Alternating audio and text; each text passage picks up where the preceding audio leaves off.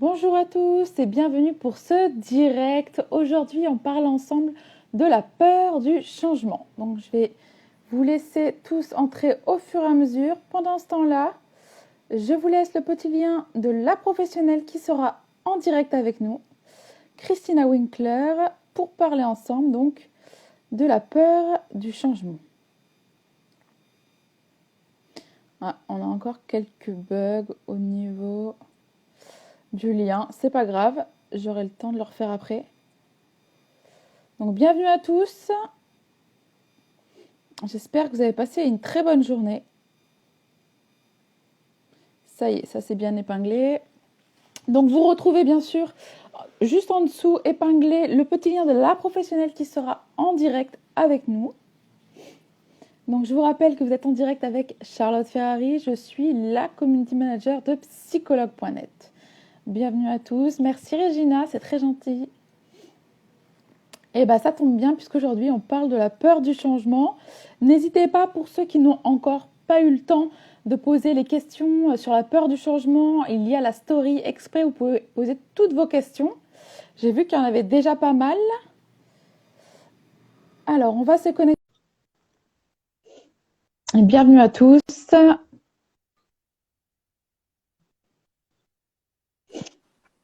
Bonjour Christina, bienvenue.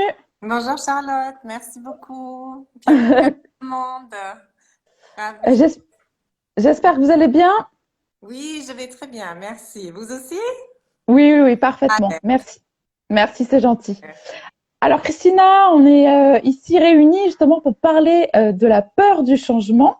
Mais avant ça, je vais te demander de vous présenter, s'il te plaît. Oui, donc mon nom c'est Christina Winkler, je suis Gestalt thérapeute. La Gestalt thérapie, c'est une forme de psychothérapie qui aide les personnes à amener du changement justement très concret et clair dans leur vie pour mener une vie qui soit agréable, belle, bonne. Voilà, on peut apprendre tout ça et la Gestalt thérapie nous aide à ça. Et j'avais envie de vous parler de la peur du changement aujourd'hui parce que je pense que c'est quelque chose un sentiment que nous connaissons tous et qui est bien sûr aujourd'hui d'actualité parce que depuis un an, nous sommes confrontés à de gros changements. Euh, et Eh euh, oui, depuis le début de la crise du Covid, je pense que nous comprenons tous ce que c'est que le changement et comment devoir s'adapter. Et voilà, donc je on, pense que on c'était a, en parler. on a appris la résilience. Enfin, j'espère que pour beaucoup, parce que sinon, Ouais, ça, ça se passe pas au mieux, quoi. ouais. Du coup, merci Christina pour cette présentation. Alors, du coup, on va parler donc un peu plus longuement de la peur du changement. Euh, Est-ce que du coup, tu peux nous dire pourquoi les gens ils ont peur du changement de manière générale? Alors, de manière générale, les gens ont peur, ou nous avons tous à un moment donné peur du changement, parce que notre cerveau est fait comme ça. Alors, je vais vous expliquer ça un petit peu en détail, mais j'aimerais quand même, je serais curieuse de savoir quelle est votre expérience de ceux qui ont et celles qui ont envie de la partager ici de cette peur. Est-ce que j'imagine que vous avez connu dans votre vie des moments où vous avez pu éprouver de la peur quant à un changement de vie qui s'imposait à vous. Donc, je me permets, Charlotte, Bien sûr, il n'y a pas de souci, avec grand plaisir. d'inviter les personnes qui ont envie de partager, d'écrire ça dans le chat et comme ça, on pourra le reprendre par la suite et je pourrai peut-être D'accord. dire quelques petits mots là-dessus. Mais commençons par pourquoi on a peur du changement. Donc, je disais que c'est lié à ce qui se passe dans notre cerveau. Notre cerveau, il est construit de façon à se repérer. Il va créer des repères. Et un repère, ça veut dire qu'on connaît. C'est-à-dire, il va trouver des mécanismes qui lui permettent de reconnaître des choses et donc de dire, ah, mais je connais, c'est pas grave, j'ai pas besoin d'avoir peur. Donc, tout ce que D'accord. je connais, ça me fait moins peur qu'une situation inconnue. Et dès que le cerveau il est confronté à une situation nouvelle, à quelque chose qui n'est pas connu encore, il y a une forme de panique qui apparaît parce qu'il faut que le cerveau trouve la place pour cet inconnu, pour cette... D'accord. Donc, c'est un processus normal finalement. Absolument. C'est un processus tout à fait normal. Ce qui n'est pas normal, bien sûr, c'est quand la peur nous bloque. Bien Quand sûr. on est, voilà, quand on est prise dans une peur trop importante qui nous empêche d'aller de l'avant et de trouver notre résilience, comme vous disiez, Charlotte, de trouver la manière de faire avec une situation nouvelle qui, en général, est source d'amélioration. Mais ça, D'accord. il faut l'apprendre au cerveau. D'accord. Merci, Christina. Du coup, comment on sait qu'on a peur du changement? Alors, en général, c'est quand on est confronté à une situation nouvelle et qu'on se sent démuni. Alors, on se sent démuni quand on a soit, bon, on peut avoir des manifestations physiques, d'avoir mal au ventre, d'avoir mal à la tête, d'avoir ce genre de sensation, de se faire mal tout simplement, parfois des douleurs dans le dos, ou, euh, voilà, s'immobiliser un peu par un accident, quelque chose comme ça. Tout ça, ça peut arriver quand on est pris par la peur. D'accord. Alors ici, c'est de la somatisation finalement, non? Ça, c'est de la somatisation, effectivement. Parfois, on peut aussi tout simplement être irrité. Voilà, se sentir beaucoup plus irritable. On peut être énervé, agacé, se mettre en colère ou au contraire tomber dans une léthargie, quelque chose où on perd son élan de vie parce qu'on a peur, donc on n'a pas envie de s'avancer, on bloque le mouvement, on veut rester tranquille, on a plus de Eh désir. oui, Hmm. c'est plus simple de rester dans sa zone de confort, c'est certain. Voilà, c'est ça. Ça a à voir avec ça. C'est rester ou quitter la zone de confort. Et la peur nous amène des réactions très, très basiques, hein. C'est une émotion très difficile parce que on a une réaction instinctive, instantanée, soit nous empêche d'agir, hein, Oui. ou alors nous amène à faire un peu n'importe quoi, prendre des décisions hâtives, impulsives, que parfois après on regrette un petit peu, devenir un peu agressive, faire des choses inconsidérées. Donc la peur, elle nous amène dans les extrêmes en fait. D'accord. Et du coup, quelles sont les conséquences sur les personnes qui ont peur du changement? Ça rejoint un petit peu la question d'avant. Très souvent, on va se sentir mal de toute façon, dans un mal-être qui peut aller soit vers le stress, soit vers un état un petit peu léthargique, sans parler de dépression, mais Oui. c'est une question On d'être. reste dans l'immobilisme, non, c'est ça? Voilà, c'est ça. Soit on s'immobilise, soit on devient stressé, paniqué et on devient donc irritable ou irascible, agressif, etc. Très souvent, un signe d'anxiété lié au changement, c'est le sommeil aussi, les troubles du sommeil. D'accord. Très, très souvent. C'est assez facilement l'anxiété liée au changement a un impact sur la santé. Soit la santé physique par les somatisations, soit la santé morale, c'est-à-dire le bien-être psychique. On D'accord. peut se sentir tiraillé, on peut se sentir... ouais, souvent c'est le tiraillement qui revient le plus souvent parce que en fait, on sait qu'on doit changer et parfois même on sait que c'est pour du mieux, pas toujours, mais souvent quand même on sait que c'est pour du mieux, mais on a peur et donc on dit on bloque, hein, on dit On résiste à ça, on résiste à ce changement. on résiste exactement, oui. Mhm. D'accord. Je pense que tout le monde peut se voir, c'est vrai, dans ça. On a tous au moins une fois résisté à un changement, qu'il soit Oui, petit ou grand d'ailleurs, mais je pense que tout le monde peut se voir finalement dans ce direct, c'est vrai. ouais, tout à fait. Est-ce qu'il y a des personnes qui ont témoigné là? Est-ce qu'on peut peut-être... Alors, on a eu plusieurs témoignages. Ça reste finalement des grandes phrases pour expliquer de quoi ils avaient peur. Ouais. On a eu, moi, j'ai peur d'être seule finalement. Hmm. J'ai de l'angoisse qui peut aller jusqu'à la paranoïa. Hmm. Euh, Oui. il y a, il y a une personne qui est anxieuse juste avant de partir en vacances notamment, ou Hmm. avant chaque événement. que ce soit Mhm. des examens ou justement des vacances. Ouais. Euh, Qu'est-ce qu'il y avait d'autre? Oui, ce sont de très bons exemples, très concrets. C'est vrai que c'est intéressant, même des événements qui nous font plaisir, comme partir en vacances, et ben, ça peut être anxiogène. C'est un Ouais, changement, il faut se confronter à des situations nouvelles, et même si c'est bien, si c'est positif, et si on l'a choisi, et ben, on peut quand même avoir peur. Et, mm, euh, et du coup, se sentir dans l'inconfort, avoir du mal à préparer ses affaires, par exemple, ou se prendre la tête pour préparer ses affaires. Mais qu'est-ce que je vais prendre? Comment je vais faire? Et comment ça va se passer? Etc. Se poser plein de ouais, questions.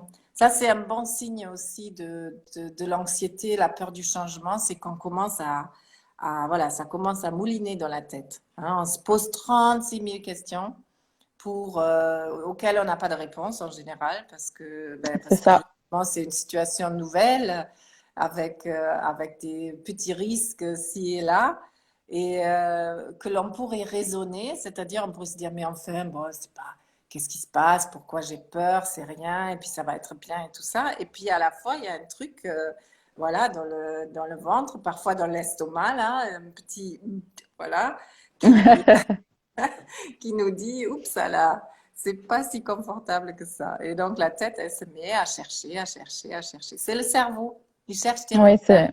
C'est comme je disais au début, c'est un mécanisme naturel. Et donc, on y viendra à ce qu'on peut faire pour travailler contre ça ou pour ça. Mais c'est important déjà de repérer. Mhm. d'accord. Du coup, je vais t'en dire d'autres aussi. Il y avait Sophie qui avait mis qu'elle avait peur de repartir de zéro avec ses enfants et sans son conjoint. On a eu plusieurs fois la peur de terminer sa vie seule aussi. Hmm. Oui, oui, la peur de la solitude, je pense que c'est quelque chose de très, très fort. Et évidemment, quand il y a une séparation en cours, c'est très important parce qu'il y a l'enjeu pour soi, il y a, voilà, faire le deuil d'un couple. Et quand on a eu des enfants ensemble, c'est très, très important parce qu'on sait Bien sûr. pertinemment que même si on se sépare, on reste parents ensemble.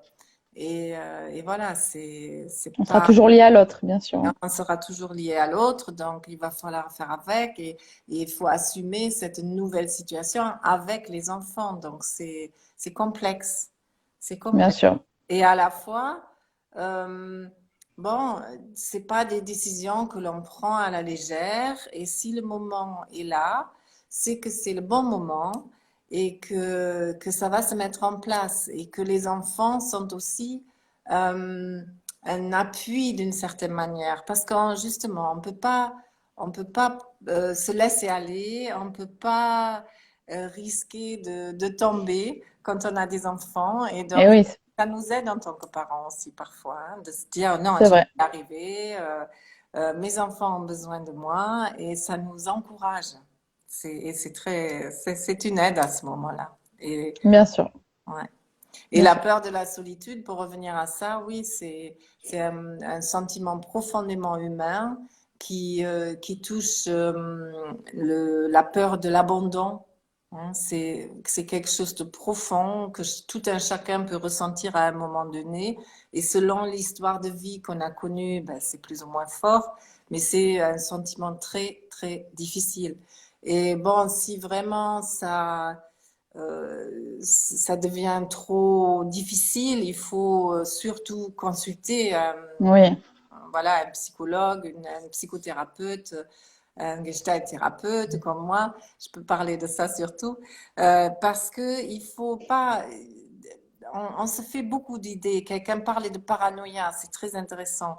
Hein. On va produire des scénarios catastrophes quand on a oui. peur. On va imaginer le pire, alors que le pire arrive rarement. Mm.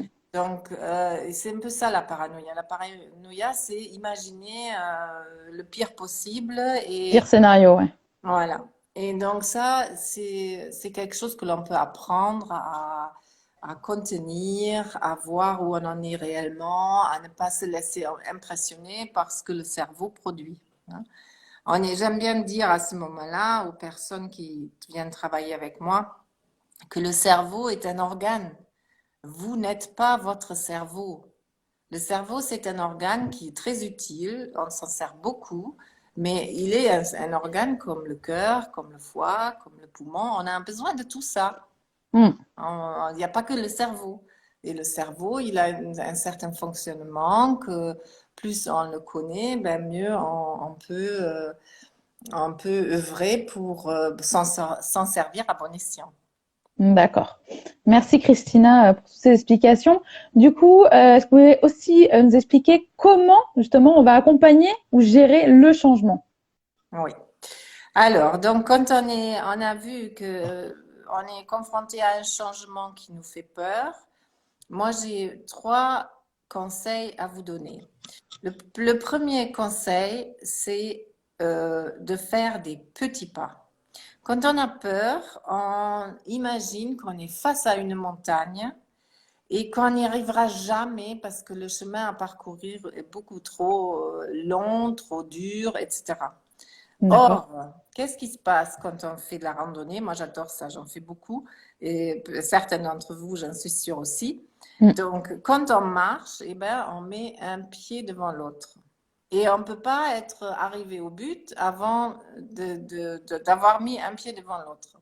Et c'est tout simple, mais c'est très puissant dans la vie quotidienne parce que quand on se dit, mais je vais faire déjà une étape, et puis une Mhm. autre étape, et puis qu'est-ce qui vient après? Qu'est-ce que je peux faire maintenant pour me sentir un peu mieux? Qu'est-ce que je peux trouver pour m'aider, pour me soutenir? Ou quel est l'acte que je dois poser pour aller vers ce changement qui m'attend, etc. Un pas après l'autre et surtout des petits pas. Quand on, D'accord. quand on se donne des petites étapes, eh ben, on avance mieux et souvent beaucoup plus vite qu'on ne le pense. Ouais, et ça va éviter finalement de démotiver d'un coup, quoi. Oui, c'est ça. Parce que forcément, quand c'est trop important, c'est normal d'avoir peur, hein. Si je vois, ben, par exemple, dans une séparation avec des enfants, et ben, voilà, si j'imagine le pire, ça va être catastrophique et tout ce qu'il y a à gérer, les enfants à rassurer, un appartement à trouver, le travail, je ne sais pas tout ce que ça peut impliquer, c'est énorme. Donc, Ouais, si j'imagine ça en bloc, ça va être terrifiant. Alors que si je prends les choses les unes après les autres, en général, ça se construit au fur et à mesure. c'est Comme le ça. chemin que l'on fait pour arriver en haut de la montagne, eh ben, on fait des pas et puis tout d'un coup, on se retourne, on se dit, waouh, j'ai déjà fait tout ça. Mm. Incroyable. Hein. Et même si on est fatigué au bout d'un moment, même si parfois on n'en peut plus, que c'est dur, eh ben, on se retourne, on voit ce qu'on a déjà accompli, on fait une petite pause, une petite halte, on va pleurer un coup, on va appeler la meilleure amie, on cherche du soutien et déjà ça va beaucoup mieux. C'est une belle métaphore, oui. Mm. Ouais. D'accord. Et ben, Alors, merci Christina pour ces astuces. Vous en avez d'autres du coup à nous oui, communiquer? j'en ai d'autres. Alors, j'en ai 2 autres. Donc, ça, c'est les petits pas. Après, le deuxième conseil que je peux vous donner, c'est de pratiquer la bienveillance envers vous-même. C'est le plus difficile, hein. C'est assez facile de positiver pour une amie, un ami, de dire, bon, allez, ça va aller, tout ça. Mais pour soi-même, souvent, on est beaucoup trop dur. Mm. Parce qu'on a peur. On a peur de ne pas y arriver et donc on se dit il faut être dur et voilà, et si je m'impose ça, ben ça va aller, je vais y arriver, je vais me fixer des objectifs et tout ça. Oui, certes. Et à la fois, plus je me juge, moins j'arrive à faire les choses. Donc, apprendre à ne pas se juger et à être bienveillant envers soi-même, c'est Une la des clés meilleure chose finalement. que vous puissiez faire. Et parfois, je dis, c'est apprenez à vous parler à vous-même, parce que bon, on se parle parfois à soi-même, on se dit, voilà, je m'encourage, mais qu'est-ce qui m'arrive, pourquoi, etc. Eh bien, apprenez à vous parler comme si vous parliez à votre meilleur ami. Il y a des D'accord. choses qu'on se dit parfois dans sa tête qu'on ne dirait à personne, Oui, on n'oserait tellement c'est jamais. mauvais. Hein, voilà, on est mauvais avec soi-même parfois. Donc, on se dit des trucs qu'on ne dirait pas jamais à sa meilleure amie ou même à une copine ou un copain. Non. Mm. Donc, apprenez à être votre meilleur ami et vous serez toujours là pour vous. Voilà. Et le troisième point qui est très lié à ça, c'est chercher du soutien. Alors, le D'accord. soutien, c'est la meilleure amie ou le meilleur ami que vous pouvez être pour vous-même, mais c'est aussi les amis, la famille, ben, éventuellement du soutien professionnel. Hein. Il ne faut pas hésiter parce que parfois on se dit oui, mais je vais y arriver, je dois y arriver seule, Oui. quand même, je ne suis pas malade. C'est vrai, on n'est pas malade quand on a un problème dans sa vie, mais on n'est pas fait pour y arriver seul quand Mm. ça devient très difficile. Et le professionnel, la professionnelle, va vous donner un espace où vous pouvez réfléchir les choses et trouver les bonnes étapes pour la suite.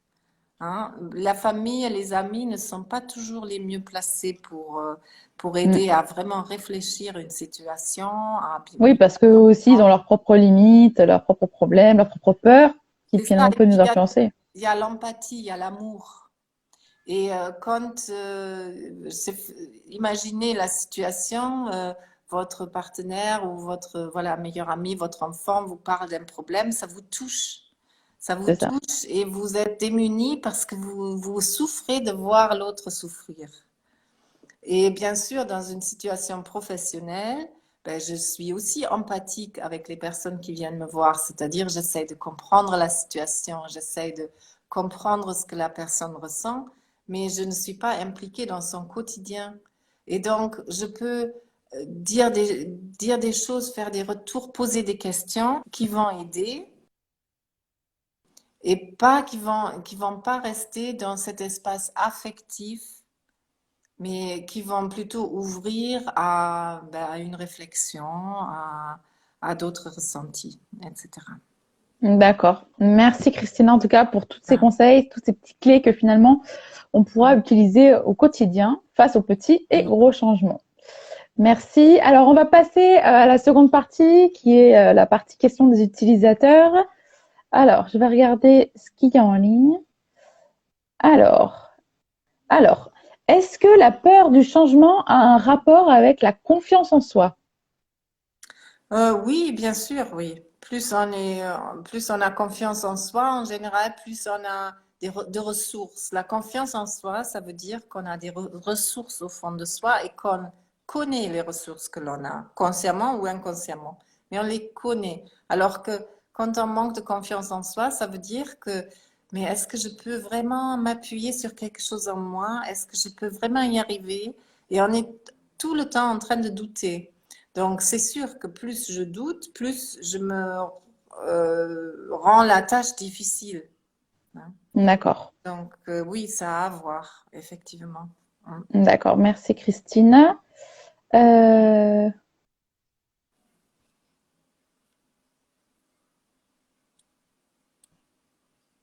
Alors, comment gérer la peur de ne pas se sentir à la hauteur dans ce changement? D'accord. Alors, la peur de ne pas se sentir à la hauteur, c'est très, très souvent lié au perfectionnisme. Quand on a peur de ne pas être à la hauteur, ça veut dire qu'on a un imaginaire de comment on devrait être et qu'en général, on pense qu'on n'est pas trop capable d'être comme ça. Donc, on a une idée d'un idéal ou d'une situation parfaite que l'on devrait atteindre et qu'on a du mal à imaginer pouvoir atteindre.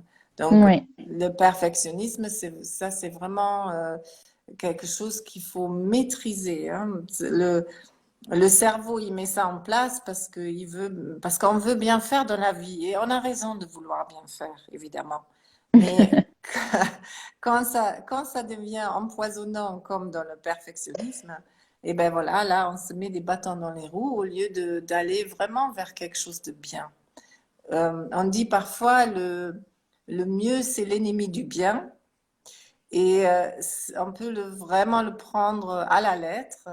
il suffit de bien faire et pas de faire toujours mieux, toujours plus et encore et encore et encore, mais juste de bien faire, c'est bien assez.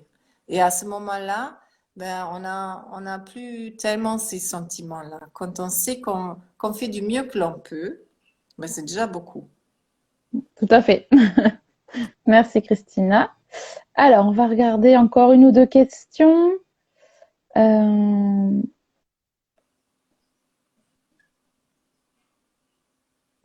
Alors, moi, j'ai toujours peur de regretter mon choix. Comment se lancer sans se poser trop de questions? Ah oui, ça c'est dur, hein. Ouais, ouais, c'est la peur du risque. C'est vrai que choisir, c'est se risquer. Renoncer. Ouais, Ouais. c'est Et se ça. renoncer à plein de choses finalement. Et Pour certaines personnes, ouais. c'est C'est ce qu'elles ça. pensent. Ouais, c'est ça. C'est renoncer. Mais renoncer, en fait, ça veut juste dire qu'on peut dire oui à quelque chose. Hein? Parce qu'à partir du moment où on dit oui à quelque chose, eh ben, il y a plein d'options qui tombent d'elles-mêmes, hein, qui s'éliminent tout seuls. Donc, euh, peut-être le petit truc pourrait être à ce moment-là de dire, mais à quoi avez-vous envie de dire oui? Hein? D'accord. Et pas à quoi faut-il dire non si je choisis quelque chose, hein? Où est-ce que le désir vous porte, le cœur vous porte, hein? Quand le cœur nous porte quelque part, ben, c'est parfois pas facile à assumer, c'est vrai. Mais à la fois, quand c'est oui, et ça c'est bon. C'est bon de pouvoir dire oui. Tout à fait, oui. Merci Christina. On va faire une dernière question que j'ai vue en ligne. On va répondre à Clara qui nous demande comment savoir si une réticence au changement, elle provient d'une peur ou du fait qu'on sait qu'au fond de nous, ça n'ira pas. Ah oui, ça c'est une très bonne question. C'est pas toujours facile à différencier. Euh, Parce qu'on peut avoir effectivement l'intuition que c'est pas tout à fait ce qu'il nous faut et donc on se sent, on ressent une réticence comme dit Clara. Et la peur, moi je dirais que la peur, elle nous amène plutôt à vouloir reculer. Comme si voilà, c'est comme si on tournait en rond mais on fait tout pour ne pas avancer. Alors que je pense que ce sentiment, cette intuition que quelque chose ne va pas, c'est plutôt quelque chose qui va nous amener à agir. D'accord. C'est peut-être On comme, sait que ça va pas, mais on avance quand même.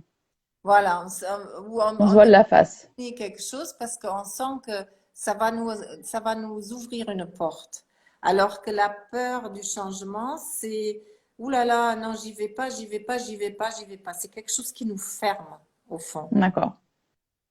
D'accord. Eh ben, merci Christina d'avoir répondu à toutes ces questions. Il y en a encore beaucoup, honnêtement, mais Et malheureusement, on n'a pas le temps de tout traiter. bien sûr. Donc, Après, merci déjà d'avoir. voilà, après, je suis joignable sur le site psychologue.net. Les personnes qui ont envie de poser des questions, voilà, bien sûr, c'est possible. Voilà. Eh ben, merci beaucoup Christina et au plaisir de te revoir, de vous revoir. Excuse-moi, je te revois, je te Oui, tutoie, c'est parce que j'ai tellement l'habitude de tutoyer les gens parce que oui, je là, mais vis en, c'est vrai on a switché de l'un à l'autre, c'est il bien. y a pas de souci. Moi, je suis très habituée à tutoyer vu que je ne connais pas le vouvoiement ici. Je vis en Espagne, donc, voilà. Et oui, Donc forcément, je tutoie même mes chefs, donc je suis ouais, bah, très habituée. c'est bien, c'est bien. Donc voilà. Ben, Merci beaucoup en merci tout à cas, très bientôt, Christina. Charlotte, hein. Oui, Merci, à très vite. au Une très revoir. belle soirée à toi. Ouais, au revoir, merci.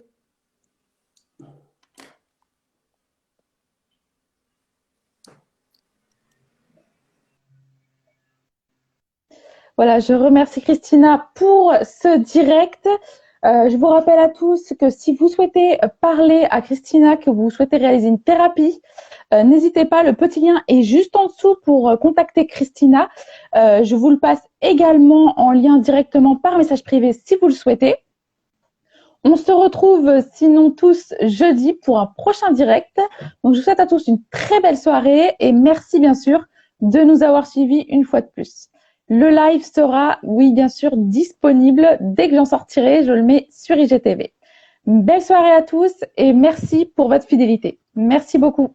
Au revoir.